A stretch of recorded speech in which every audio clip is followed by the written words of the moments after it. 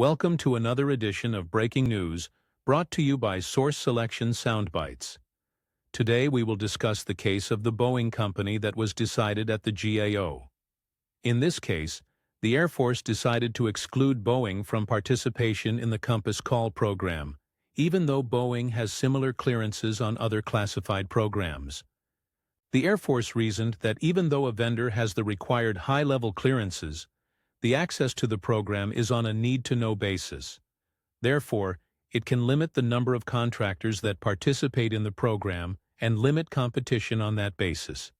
The protester argued that the classified J&A issued by the Air Force for the proposed award of a sole-source contract to L3 is not reasonable because the Air Force's use of the national security exception to full and open competition relies on FAR subsection 6.302-6b, which states that the exception shall not be used merely because the acquisition is classified, or merely because access to classified matter will be necessary to submit a proposal or to perform the contract.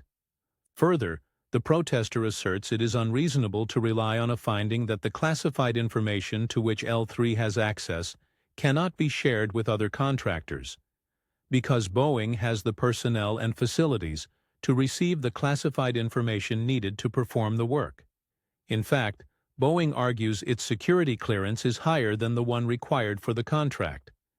The Air Force responds that restricting access to the operational details of the Compass Call system are necessary, and those details cannot be shared for various reasons. En route to finding against the protester, the GAO found that the J&A sets forth a rationale beyond the mere fact of classification.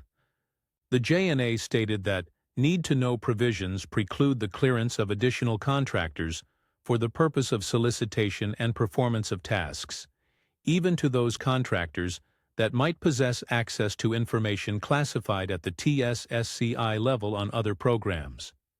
Therefore, the Air Force's determination that classified information regarding the Compass Call program could not be released to another contractor was upheld, and the protest was denied. Now let's address a few of the lessons learned from this protest. They include: 1. A valid J&A that uses the national security exception must have a reason beyond the mere fact of classification. 2. Contractors with clearances equal to or higher than the one required for the work are not necessarily permitted to access the classified information. And 3. The agency may permit access to classified programs on a need-to-know basis. In this episode of Source Selection Soundbites, we discussed the Boeing case and the sole source concepts related to the national security exception. This concludes today's Source Selection Soundbite.